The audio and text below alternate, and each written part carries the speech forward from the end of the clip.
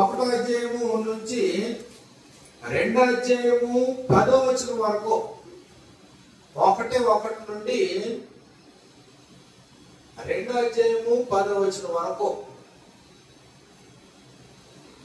నూతన జీవితము, నూతన జీవితం, న్యూ లైఫ్. నూతన జీవితం అంటే క్రొత్త జీవితం, క్రొత్తగా మొదలైన జీవితం, క్రొత్తగా మొదలైంది జీవితం. క్రైస్తవ జీవితం అంటే పాతవి గతించెను, ఇదిగో క్రొత్తవాయెను, క్రీస్తు యేసునందు సృష్టింపబడిన వారమై ఆయన చేసిన పని ఉన్నాము.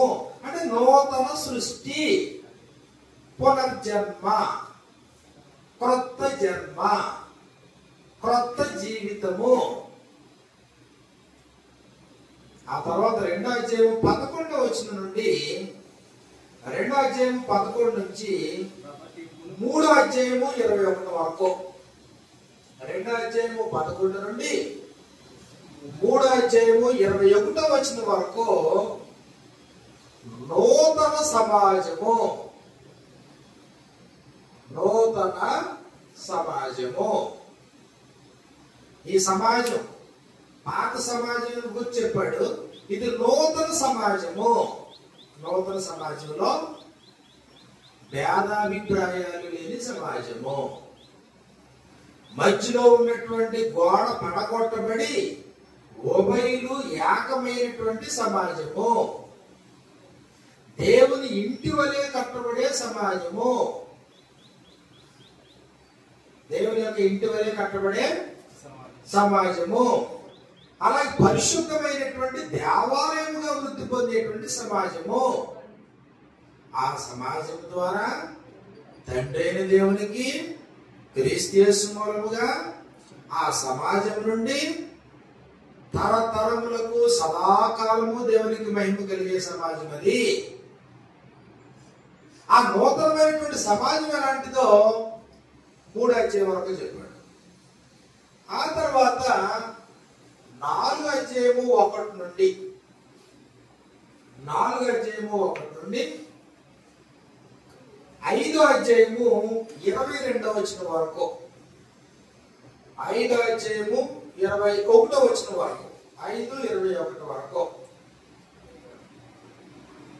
ఇది నూతన స్వభావానికి సంబంధించి. నూతన స్వభావం, నూతన స్వభావము. 4వ అధ్యాయంలో ఎఫెసీయులకు రాసిన పత్రిక 4వ అధ్యాయము 23-24 వచనాల్లో మీ చిత్త వృత్తి యందు నూతన పరచబడిన వారై నీతియు యథార్థమైన భక్తి గలవారై దేవుని పోలికగా సృష్టింపబడిన నవీన స్వభావము.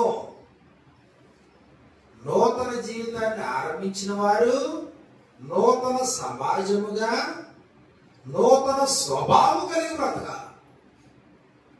నూతన స్వభావం. మీరు ప్రియులైన పిల్లల వలె దేవుని పోలి నడుచుకొనుడి. నూతన స్వభావము.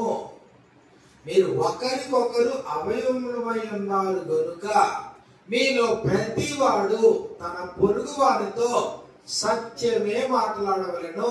నూతన స్వభావము. మీరు పరిమళ వాసనగా ఉండుటకు క్రీస్తును మనం ప్రేమించి మన కొరకు తన్ను తాను దేవునికి అర్పణముగాను బలిగాను అర్పించుకొనెను.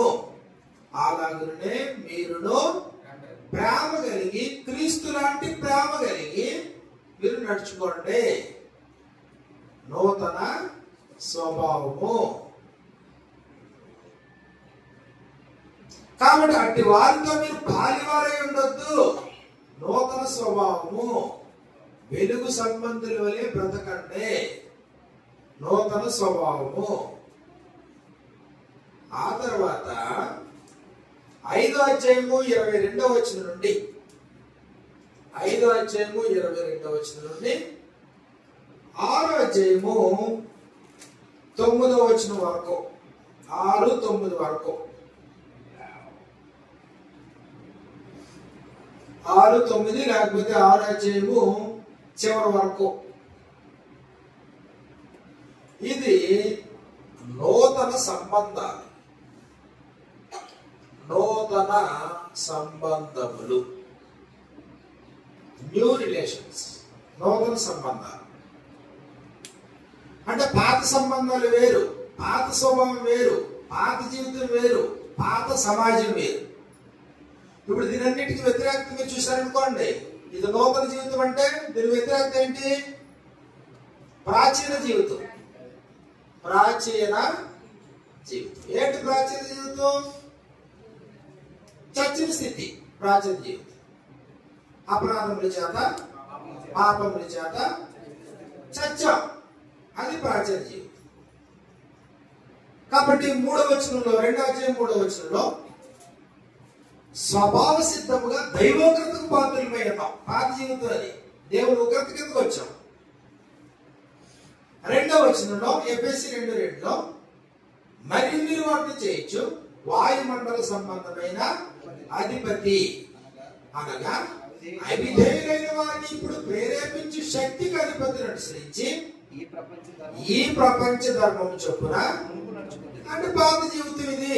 పాత జీవితంలో అపవాదులు అనుసరించావు, పాత జీవితంలో ప్రపంచ ధర్మాన్ని అనుసరించావు.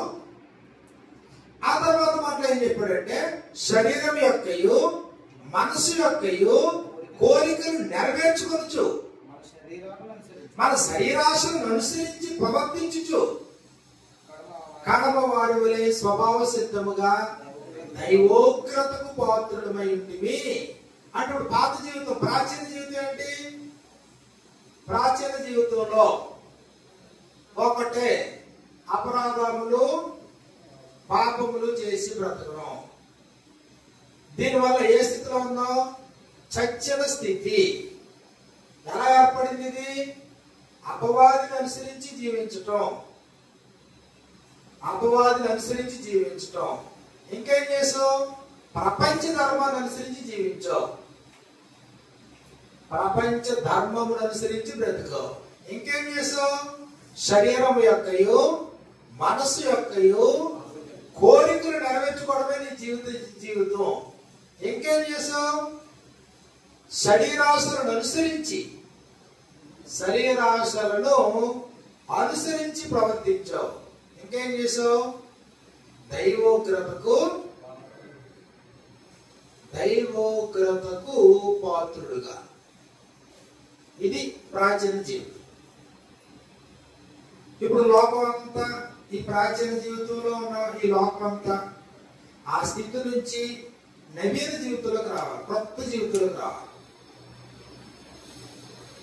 అవి కొత్త జీవితంలోకి రావాలంటే దానికి ప్రభువైన యేసుక్రీస్తు రావాలి, ఆయన ఉపదేశం వినాలి. ఇప్పుడు చచ్చారు, ఇప్పుడు చచ్చిన వారు బ్రతకాలి. చచ్చిన వారు బ్రతకాలంటే యోహాను సువార్త 5వ అధ్యాయంలో, యోహాను సువార్త 5వ అధ్యాయంలో చచ్చినటువంటి వారు బ్రతకాలి అంటే దేవుని కుమారుని గూర్చిన శబ్దం వినాలన్నాడు 25వ వచనంలో. యోహాను సువార్త 5:25 వచనం. మృతులు అంటే చచ్చిన వారు దేవుని కుమారుని శబ్దము విను గడియ వచ్చుచున్నది, అది ఇప్పుడే వచ్చి ఉన్నది. ఏది వినాలా? దేవుని కుమారుని శబ్దము వినువారు జీవింతురు. అక్కడ ప్రాచీన జీవితంలో నుండి ఒక వ్యక్తి నూతన జీవితంలోకి రావాలంటే ఏది అవసరం? ఇక్కడ దేవుని కుమారుని శబ్దము అంటే దేవుడైన యేసుక్రీస్తు వారి యొక్క ఉపదేశము. ఆ ఉపదేశం అపోస్తలులకు ఇస్తే అది అపోస్తలుల యొక్క ఉపదేశము, అపోస్తలుల బోధ. కాబట్టి దాన్ని బట్టి నిన్నును నీ బోధ వినువారిని నీవు రక్షించుకుంటావు. ఎఫెసీయులకు రాసిన పత్రిక 1వ అధ్యాయము 13వ వచనాన్ని మనం చూస్తే, ఎఫెసీయులకు రాసిన పత్రిక 1:13లో మీరును అదుగో సత్య వాక్యమును అనగా మీ రక్షణ సువార్తను విని కాబట్టి సత్యవాక్యముల రక్షణ సువార్తను విని అది వినకుండా నూతన జీవితం ఆరంభమవదు. నూతన జీవితం ఆరంభం అవ్వాలంటే నీవును నీ ఇంటి వారిను ఏ మాటల వలన రక్షణ పొందుదురో పొందేది. ఇప్పుడు ఎవరు చెప్పాలని? అపోస్తలుడే వచ్చి చెప్పాలి. ఏదో తింటే రక్షణ రాదు. అపోస్తలుడు క్రమాన్ని అనుసరించినటువంటి ఉపదేశం ఉంటేనే రక్షణ. 4వ అధ్యాయంలో ఎఫెసీయులకు రాసినటువంటి పత్రిక 4వ అధ్యాయం మనం చూసినప్పుడు ఇదిగో 20 వచనం నుండి మనకి ఇలా రాయబడింది. అయితే మీరు యేసును గూర్చి విని ఆయన యందలి సత్యము ఉన్నది ఉన్నట్టుగానే ఆయన యందు ఉపదేశింపబడిన వారైన యెడల అన్యజనులు నడుచుకునేటట్లుగా మీరు క్రీస్తుని నేర్చుకున్న వారు కారు. కావున మునుపటి ప్రవర్తన విషయంలోనైతే మోసకరమైన దురాశల వలన చెడిపో మీ ప్రాచీన స్వభావం వదులుకొని అది అలాగే నేర్చుకున్నారు. మీ చిత్తవృత్తియందు నూతనపరచబడిన వారై నీతియు యథార్థమైన భక్తి గల వారై దేవుని పోలికగా సృష్టింపబడిన నవీన స్వభావాన్ని ధరించుకోండి. కాబట్టి ఇప్పుడు ఇదిగో ప్రాచీన జీవితం మనిషికి అర్థం కావాలా? ఇదిగో నేను ప్రాచీన జీవితంలోనే ఇంకా బ్రతుకుతున్నాను అనేది మనిషికి అర్థం కావాలా? నేను చచ్చిన స్థితిలో ఉన్నాను అనేది అర్థం కావాలా? నేను ఎలా చచ్చానో నాకు అర్థం కావాలా? ఎలా చచ్చాను? ఒకటి అపవాదాన్ని అనుసరించి, 2 ప్రపంచ ధర్మాన్ని అనుసరించి. దేవుని ధర్మం వేరు, ప్రపంచ ధర్మం వేరు. 3 నా శరీరం ఏం చెప్తుంది, నా మనసు ఏం చెప్తుంది, శరీరం యొక్క మనసు యొక్క కోరికలు నెరవేర్చుకోవడమే నా జీవితం. దాని కొరకే నేను బ్రతుకుతున్నాను. కాబట్టి శరీరాశను అనుసరించి ప్రవర్తించి నేను చచ్చాను. ఇది ప్రాచీన జీవితం. మరి ప్రాచీన జీవితం నవీన జీవితం కావాలంటే చచ్చిన వారు బ్రతకాలంటే, మృతి పొందిన వారు జీవించాలంటే అదిగో ఆయన కుమారుడు యొక్క అవసరం ఏర్పడింది, ఆయన ఉపదేశం యొక్క అవసరం ఏర్పడింది. కాబట్టి దేవుడు పరలోక విషయంలో ఆత్మ సంబంధమైన ప్రతి ఆశీర్వాదం కూడా మన కుమారుడైన క్రీస్తు ప్రభు ద్వారా అనుగ్రహిస్తాడు. ఆయన అవి అనుగ్రహించకపోతే మన ప్రాచీన జీవితంలో నుండి నూతన జీవితంలోకి మనం రాలేం. కాబట్టి దేవుడు చేసినటువంటి ఏర్పాట్లు చక్కగా అందులో 1వ అధ్యాయంలో ఆత్మ సంబంధమైన ప్రతి ఆశీర్వాదంలో మనకు అనుగ్రహించాడు. ఎప్పుడు నిర్ణయించాడు? అనాదిలోనే మనం కుమారులుగా స్వీకరించబడాలని, యేసుక్రీస్తు ద్వారా కుమారులుగా స్వీకరించబడాలని. కానీ నా సమస్య ఏంటి? ఇదిగో నేను పాత జీవితంలో ఉన్నాను, చచ్చిన స్థితిలో ఉన్నాను, దూరం అయిపోయిన స్థితిలో ఉన్నాను, దేవుడితో సంబంధం లేని స్థితిలో ఉన్నాను, నా ఇష్టానుసారంగా బ్రతికే స్థితిలో నేను ఉన్నాను. కాబట్టి ఉగ్రత క్రింద నేను ఉన్నాను. కానీ నేను కుమారుడిని అవ్వాలా? ఆయన కుమారుడిగా బ్రతకాలనేది దేవుని యొక్క ముందుగానే నిర్ణయించుకున్న సంకల్పం. ఆ కుమారులైనటువంటి వారందరూ పరిశుద్ధులుగా నిర్దోషులుగా బ్రతకాలని దేవుని యొక్క ఏర్పాటు. కాబట్టి వారిని విమోచించాలి. అనగా అపరాధములకు క్షమాపణ అనుగ్రహించాలని దేవుని యొక్క ఏర్పాటు, రక్షించాలని దేవుని యొక్క ఏర్పాటు, రక్షణకు అవసరమైనటువంటి మాటలు అనుగ్రహించాలని దేవుని యొక్క ఏర్పాటు. అంటే ప్రాచీన స్వభావంలో ప్రాచీన స్థితిలో బ్రతుకుతూ ఉన్నటువంటి మనిషిని నూతన జీవితంలోనికి తీసుకురావడానికి అవసరమైన ఏర్పాట్లన్నీ దేవుడు యేసుక్రీస్తునందు రెడీ చేశాడు. 2వ అధ్యాయము 4వ వచనం నుండి అయినను దేవుడు కరుణా సంపన్నుడై ఉండి, అయినను అంటే అర్థం ఏంటి ఇక్కడ? ఇదిగో నేను ఈ స్థితిలో ఉన్నా, నీవు ఇలా బ్రతుకుతూ ఉన్నా, అయినను దేవుడు కరుణా సంపన్నుడై ఉండి మనం మన అపరాధముల చేత చచ్చిన వారమై ఉండినప్పుడు సైతము మన ఎడల చూపిన తన మహాప్రేమ చేత క్రీస్తులో మనలను క్రీస్తుతో కూడా బ్రతికించెను. 7వ వచనంలో క్రీస్తుతో పాటు బ్రతికించడం మాత్రమే కాదు, క్రీస్తు యేసు మనలను ఆయనతో కూడా లేపి పరలోకమందు ఆయనతో కూడా, అంటే చచ్చిన వారిని బ్రతికించాడు, లేపాడు. లేపి నూతన జీవితం అంటే ఎక్కడ తీసుకెళ్లి కూర్చోబెట్టాడు? పాత జీవితంలో ఇదిగో భూ సంబంధమైన జీవితం, లోక సంబంధమైన జీవితం, ప్రకృతి సంబంధమైన జీవితం, శరీరం యొక్క మనసు యొక్క కోరికలు నెరవేర్చుకునే జీవితం, ప్రపంచ ధర్మాన్ని అనుసరించి జీవించే జీవితం ఇది. కానీ ఇప్పుడు నూతన జీవితంలో ఎక్కడ కూర్చోబెట్టాడు? పరలోకమందు కూర్చోబెట్టాడు. కాబట్టి ఇప్పుడు శరీరం యొక్క మనసు యొక్క కోరికలు నెరవేర్చుకోవడమా, శరీరాశను అనుసరించి ప్రవర్తించడమా, పరలోకంలో కూర్చుని దైవోగ్రతకు బాధ్యులుగా బ్రతకడమా, అపవాదులను అనుసరించి జీవించడమా, అపరాధములు పాపములు జరపడి చావడమా? అదే నూతన జీవితం. మరి పాత జీవితానికి కొత్త జీవితానికి తేడా లేకపోతే ఇంకేముంది?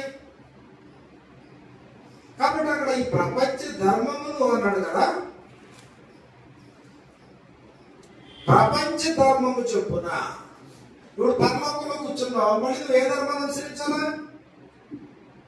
ప్రపంచ ధర్మాన్నా? నూతన జీవితం కదా. ఇది ఇవన్నీ పాత కొత్త జీవితం కదా. ఇప్పుడు మన స్థాయి పెరిగింది, మన జీవితం ఆరంభమైంది. క్రీస్తు యేసునందు దేవునికి కుమారులయ్యాం. మన పాపములకు అపరాధములకు క్షమాపణ దొరికింది. సత్యవాక్యంలో ఉన్న రక్షణ సువార్తను విని పరిశుద్ధాత్మల చేత ముద్రింపబడ్డాం, సంఘంలో చేర్చబడ్డాం, పరలోకంలో కూర్చున్నాం. మళ్ళీ ఇంకా నాకు అపవాదిని అనుసరించి నడుచుకుంటాను, వాయుమండల సంబంధమైన అధిపతి అనగా అవిధేయ లేని వారిని ఇప్పుడు ప్రేరేపించి శక్తికి అధిపతిని అనుసరించి మళ్ళీ ప్రపంచ ధర్మాన్ని నేను అనుసరిస్తానంటే నువ్వు కూర్చున్నది ఎక్కడ? ఇంకా నువ్వు పాత మనిషివేనా, పాత బ్రతికేనా, పాత జీవితమేనా? కొత్త జీవితంలో ఇంకా రాలేదా? పరలోకంలో కూర్చోలేదా?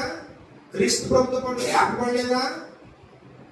కరుణా సంపన్నుడైనటువంటి దేవుడు మన అపరాధముల చేత చచ్చిన వారమైనప్పుడు సైతము ఆయన మన ఏళ్ళ చూపులో తన మహాప్రేమ చేత క్రీస్తుతో పాటు బ్రతికించలేదా? ఆత్మ సంబంధమైన ఆశీర్వాదాలు పొందలేదా? సత్యవాక్యం అనగా రక్షణ సువార్తని విని ఆత్మచేత ముద్రింపబడలేదా?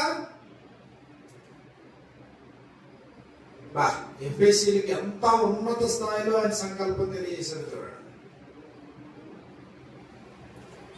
ఇదిగో నూతన జీవితం ఆరంభమైంది. పరిశుద్ధులు అంటే నూతన జీవితం కలిగినటువంటి వారు, క్రీస్తుతో పాటు లేపబడి పరలోకమందు కూర్చున్నటువంటి వారు. ఒకప్పుడు ప్రపంచ ధర్మాన్ని అనుసరించేటువంటి మీరు ఇక మీదట ప్రపంచ ధర్మం వద్దు, నా న్యాయ విధులు ఉన్నాయి, నా కట్టడలు ఉన్నాయి, నా ఆజ్ఞలు ఉన్నాయి, పరలోకపు అధికారము క్రీస్తు ప్రభు ద్వారా మనకే అనుగ్రహించబడింది. అది కదా నూతన జీవితం అంటే. కాబట్టి ఇదో మొదటి పార్ట్ లో నూతన జీవితము, క్రీస్తు యేసునందు పరిశుద్ధులైనటువంటి, ఇదిగో ఎఫెసీ ప్రాంతంలో ఉన్నటువంటి పరిశుద్ధులైన మీరు నూతన జీవితం కొరకు దేవుడు చేసినటువంటి సంకల్పము. వారికి మాత్రమే కాదు, ప్రపంచంలో పరిశుద్ధులుగా తమ జీవితాన్ని కొనసాగించుకోలే వారు ఎవరైనా, ఈ రోజు నేడు మనమైనా పాత జీవితము క్రొత్త జీవితము రెండింటికి మధ్యలో వ్యత్యాసం గుర్తించాలి. మునుపటి బ్రతుకు ఎప్పటి బ్రతుకు. కాబట్టి మొదటిది నూతన జీవితము. మొదటి అధ్యాయము 1 నుంచి 2వ అధ్యాయము 10వ వచనం వరకు. 2వ అధ్యాయం 10వ వచనం మనం చదివితే 2:10 మరియు వాటి యందు మనం నడుచుకొనవలెనని దేవుడు ముందుగా సిద్ధపరిచిన సత్క్రియలు చేయుటకై మనము క్రీస్తు యేసునందు సృష్టింపబడిన వారమై. క్రీస్తు యేసునందు సృష్టి ఆయన చేసిన పని. సత్క్రియలు ఆసక్తి కలిగి సత్క్రియలు చేయబోతుకునేటువంటి వారి కొరకు దేవుడు ముందుగా సిద్ధపరిచిన సత్క్రియలు చేయడానికి ఇదిగో నూతన జీవితం ఇప్పుడు ఆరంభం కావాలి. నూతన జీవితం యొక్క ఆరంభం. అలాంటి వారి కొరకు ఆయన తను అప్పగించుకున్నాడు. తీతుకు రాసిన పత్రిక 2వ అధ్యాయం మనం చూసినప్పుడు తీతు పత్రిక 2వ అధ్యాయము 14వ వచనంలో మనకి ఇలా వ్రాయబడింది.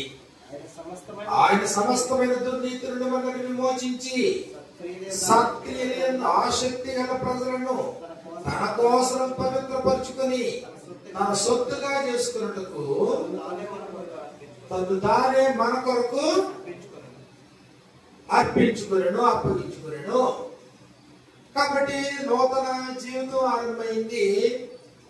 అప్పుడు 2వ అధ్యాయం 11 నుంచి 3వ అధ్యాయం 21లో నూతన సమాజంగా బ్రతకాల. నూతన జీవితాన్ని ఆరంభించిన వారు నూతన సమాజంగా నూతన జీవితాన్ని నేను మొదలు పెట్టాను, నువ్వు మొదలు పెట్టావు, ఇంకో 10 మంది మొదలు పెట్టారు. పాత జీవితానికి స్వస్తి పలికం. దేవుడు తన కనికరం వలన, ఆయన కృప వలన, కరుణా సంపన్నుడు, ఆయన దయ వలన, ఆయన ప్రేమ వలన మనల్ని ఏం చేశాడు? ఇదిగో ఆ స్థితి నుంచి మనం తీసుకొచ్చి కొత్త జీవితాన్ని మనకు అనుగ్రహించాడు. పరలోకంలో ప్రభుతో పాటు కూర్చొని పెట్టాడు. ఇప్పుడు మనం ఎలా బ్రతకాలి? ఇప్పుడు పరలోకపు పౌరులుగా మనం బ్రతకాలి. అది నూతన సమాజం. నూతన సమాజం అంటే నువ్వు ఎంత భూతద్ది పెట్టి ప్రపంచంలో ఎదిగినా అలాంటి సమాజం నీకు కనబడదు. అది నూతన సమాజం. అప్పుడు ప్రాచీన సమాజం ఎలా ఉంది? పాత సమాజం ఎలా ఉంది? పాత సమాజం ఎలా ఉందంటే మనుషుల మధ్యన భేదాలు. నీ కులం వేరు, నా కులం వేరు, నీ ఆస్తి వేరు, నా ఆస్తి వేరు, నీ స్టేటస్ వేరు, నా స్టేటస్ వేరు. ఇదిగో మేము మీతో మాట్లాడకూడదు, మేము మీ ఇంటికాడ భోజనం చేయకూడదు, మా పిల్లలు మీకు ఇవ్వకూడదు, మీ పిల్లలు మేము తీసుకోకూడదు. ఇది కదా సమాజం. అప్పటికి ఇది ఏర్పడేటప్పటికి పరిస్థితి ఎలా ఉంది? యూదులకి అన్యులకి మధ్యలో పూర్తిగా భిన్నమైనటువంటి విధానం ఉంది.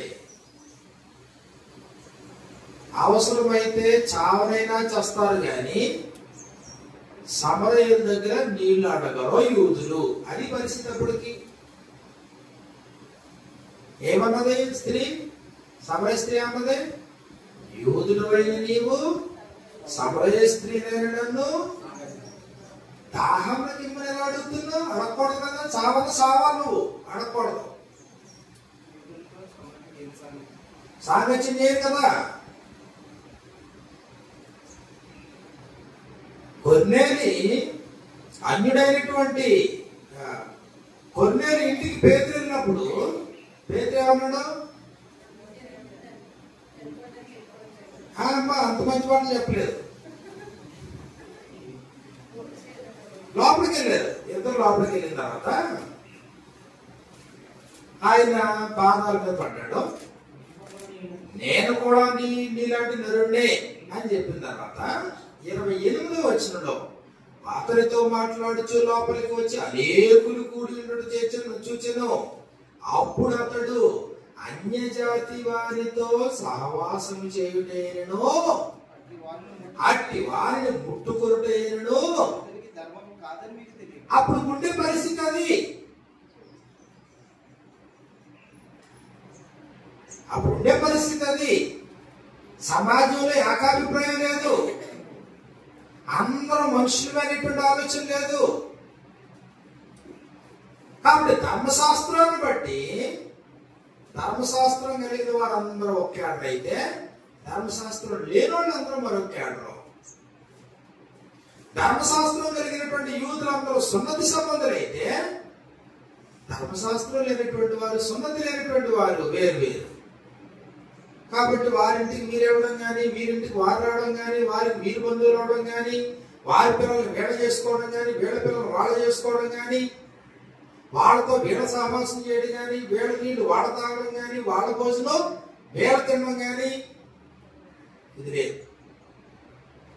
ఇప్పుడు అలాంటి వాతావరణంలో ఆయన నూతన సమాజాన్ని ఏర్పాటు చేయాలి. దేవుని సంకల్పం. నూతన సమాజంలో ఈ మధ్యలో ఉన్నటువంటి భేదాన్ని తీసేసేయాలి, గోడను పడగొట్టేసేయాలి, ఉభయుల్ని యాగం చేసేసేయాలి, అందరినీ కలిపేయాలి, ఒక్క శరీరంలో అవయవాలు చేసేసేయాలి. ఈ అవయవాలన్నీ కలిగినటువంటి ఈ శరీరానికి క్రీస్తు ప్రభు శిరస్సుగా ఉన్నారు. ఆయన ఆజ్ఞలను అనుసరించి సర్వ శరీరం పనిచేయాలి. అది కదా నూతన సమాజం అంటే. మరి ఇలాంటి సమాజం అందరూ కలిసి ఉందాం, ధనిక పేద తారతమ్యం లేకుండా, స్త్రీ పురుష తారతమ్యం లేకుండా, లేకపోతే కులపరమైన తారతమ్యం లేకుండా అందరూ ఒక చోట కలిసి కాలనీగా ఉందాం అంటే సాధ్యపడుతుందా? సమాజంలోని పాత సమాజంలో సాధ్యపడుతుందా? ఈ రోజుకి కూడా గవర్నమెంట్ వారు ఇంటర్ క్యాస్ట్ మ్యారేజ్ చేసుకుంటే వారికి ప్రత్యేకంగా కొన్ని రైతులు ఇస్తున్నారు. అయినప్పటికీ సమాజ స్థాపన ఏర్పడుతుందా? భేదాభిప్రాయాలు లేనటువంటి సమాజం ఏర్పడుతుందా? అంటే ప్రపంచంలో ఎక్కడా కూడా నూతన సమాజాన్ని చూడలేవు. అలాంటి నూతన సమాజాన్ని దేవుడు క్రీస్తునందు ఉన్న వారితో అలాంటి సమాజాన్ని కట్టాలని సంకల్పించాడు. అది క్రీస్తు సంఘం అంటే.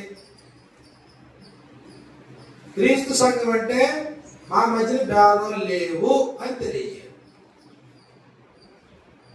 క్రీస్తు సంఘం అంటే కులం అనేది మా మధ్యలో లేదు అని చాటడం. ఎఫెసీయులకు రాసిన పత్రిక 2:11 నుండి మనం చూసినప్పుడు 2:11 నుండి, కాబట్టి మునుపు శరీర విషయంలో అదిగో పాత సమాజం అయితే ఎలా ఉంది? అన్యజనులై ఉండి శరీరమందు చేతితో చేయబడిన సున్నతి గలవారు అనబడిన వారి చేత సున్నతి లేని వారు అనబడిన మీరు ఆ కాలమందు ఇశ్రాయేలుతో సహపౌరులు కారు, వారికి మీకు అసలు కుదరదు. పరదేశులు, వాగ్దాన నిబంధన లేని పరజనుడు, నిరీక్షణ లేని వారు, లోకమందు దేవుడు లేని వారు అయ్యుండి క్రీస్తుకు దూరస్తులైంటారని మీరు జ్ఞాపకం చేసుకుని, అయినను మునుపు పాత సమాజంలో ఇలాంటి వ్యత్యాసాలున్నా మునుపు దూరస్తులైన మీరు ఇప్పుడు క్రీస్తు యేసునందు క్రీస్తు రక్తము వలన దగ్గరైపోయారా? నూతన సమాజమేనా? క్రీస్తు యేసునందు క్రీస్తు రక్తము వలన సమీపస్తులైపోయారా?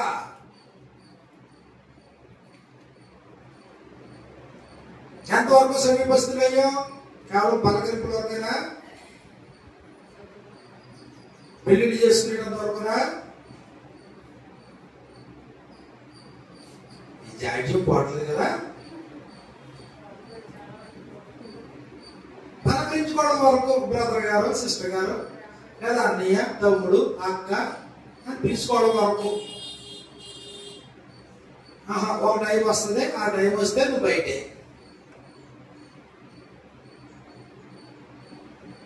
మరి చక్కటి పిలుచుకున్నాం కదా, నీ బిడ్డను నా బిడ్డకి పెళ్లి చేసుకోవచ్చు కదా. అమ్మో, అంత సాహసం అయితే చేయలేదు. మరి ఏమైపోయింది అప్పుడు? నూతన సమాజమా పాత సమాజమా? పాత సమాజం అయితే పక్షపాతంతో కూడిన సమాజం, వ్యత్యాసంతో కూడిన సమాజం, భేదాభిప్రాయాలు కలిగిన సమాజం. కానీ నూతన సమాజం కదా. నూతన సమాజంలో ఇదిగో క్రీస్తు యేసునందు క్రీస్తు రక్తం వలన మీరు సమీపస్తులై ఉన్నారు. సమీపస్తులు అవడానికి క్రీస్తు యేసే సమాధానకారకుడై ఉన్నాడు. రాజీ కుదిర్చిన ఎవరు? యేసుక్రీస్తు వారు. సమాధానకర్త నీకు కనబడతలేదా? సమాధానాధిపతి సమాధానకర్త నీ కొరకు ప్రాణం పెట్టింది నీకు కనబడతలేదా? రక్తం కార్చింది కనబడతలేదా? ఆ ప్రాణం పెట్టిన దాని విలువ నీకు అర్థం కావట్లేదా? అమూల్యమైన రక్తం చేస్తాడు కదా. నిర్దోషంలో నిష్కళంకంలో గొర్రె పిల్ల వంటి క్రీస్తు రక్తం చేత విమోచింపబడితే కదా, దాని విలువ అర్థం కావట్లేదా? ఆయనే మన సమాధానమై ఉండి మీకును మాకును ఉండిన ద్వేషమును అనగా విధిలోపకమైన ఆజ్ఞలు గల ధర్మశాస్త్రమును ఏం చేశాడు ఆయన? తన శరీరమందు కొట్టివేయట చేత మధ్య గోడను పడగొట్టి మన ఉభయులను ఏకము చేసింది. ఈ ధర్మశాస్త్రం ఏం చేసిందంటే యూదులన్నిటితో కలవకుండా చేసింది. దీన్ని అడ్డం లేకుండా దీన్ని ఎత్తేసాడు, దీన్ని తీసేశాడు, ఉభయులను ఏకం చేశాడు. చేయడానికి ఆయనే సమాధానం అన్నాడు. 15వ వచనంలో ఇట్లు సంధి చేయించు ఈ ఇద్దరిని తన యందు ఒక్క నూతన పురుషునిగా సృష్టించి, ఒక్క నూతన పురుషునిగా. ఇక మీదట సమాజంలో భేదం లేదు, ఒకే ఒక్క సమాజం, నూతన సమాజం, కొత్త సమాజం. ప్రపంచంలో ఎక్కడా కనబడిన సమాజం ఇది. అది క్రీస్తు సంఘం, నూతన సమాజం. 16వ వచనంలో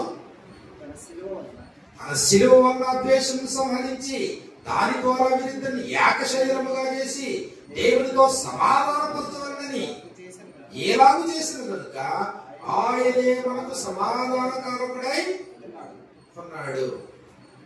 ఆ తర్వాత 20-22 వచనాలు మనం చూస్తే, ఇదిగో కాబట్టి మీరు పరజనులు పరదేశులై ఉండగా పరిశుద్ధులతో ఏక పట్టణస్థులు దేవుని ఇంటి వారు, అందరూ ఒకే ఇల్లు. క్రీస్తు వేసే ముఖ్యమైన మూలరాయి ఉండగా అపోస్తలులు ప్రవక్త వేసిన పునాది మీద మీరు కట్టబడుతూ ఉన్నారు.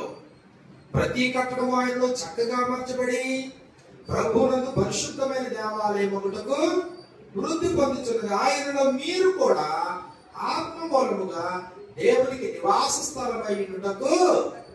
కాబట్టి నూతన సమాజం ఏది? దేవుని యొక్క ఇల్లు. నూతన సమాజం ఏది? దేవుని యొక్క ఆలయం. నూతన సమాజం ఏది? క్రీస్తు యేసునందు దేవుడు చేసినటువంటి సృష్టి, ఏకమై బ్రతకడం.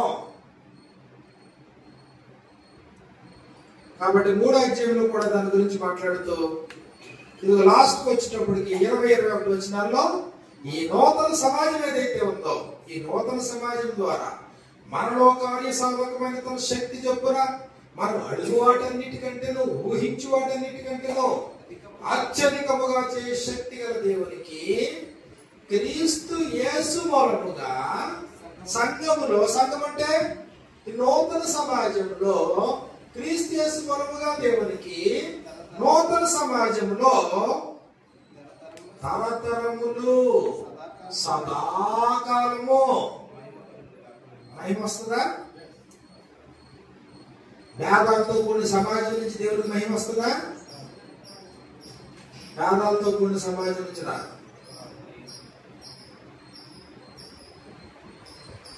అపోస్తలుల కార్యాలు 6వ అధ్యాయంలో వెంటనే అపోస్తలులు చర్య తీసుకున్నది అందుకే కదా. గ్రీకు భాష మాట్లాడేటువంటి యూదుల మీద, విధవరాల మీద సడిగినప్పుడే కదా సమస్య. అది వద్దనే కదా నన్ను కరెక్షన్ చేశారు. అంటే పరిశుద్ధులతో ఏక పట్టణస్థులు, దేవుని ఇంటి వారు, ఒకే తండ్రి బిడ్డలో, ఒకే రక్తం చేత కడగబడిన వారు.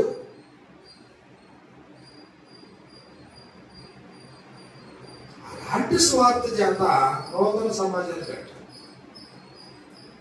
అలాంటి నూతన సమాజం ద్వారా దేవునికి సదాకాలము తరతరములకు సదాకాలము క్రీస్తు యేసు మూలముగా దేవునికి నూతన సమాజం ద్వారా మహిమ కలుగును గాక. దేవుని చిత్తమైతే మరి జరిగించి మరికొన్ని సంగతులు మనం నేర్చుకోవాలి. కాబట్టి ఎఫెసీ పత్రిక ఇంచుమించు ఒక 40-45 సంవత్సరాల తర్వాత వారితో చెప్పడం ఒక తప్పోటు మోపుతున్నాడు మీ మీద. ఆరంభంలో ఉన్న స్థితి మీకు లేదు. ఎత్తుకుంటారా? మంచిది. ఎక్కడ కూడా వాళ్ళలో సంఘ పెద్దలు ఏర్పడిపోయే స్థాయి అంటే చూడండి, సంఘ పెద్దలతో ప్రత్యేకంగా పిలిపించుకుని కూర్చుని మాట్లాడుతున్నాడంటే ఎంత అద్భుతమైన ఇన్స్ట్రక్షన్స్ ఇచ్చాడు వాళ్ళకి సంఘానికి వచ్చి.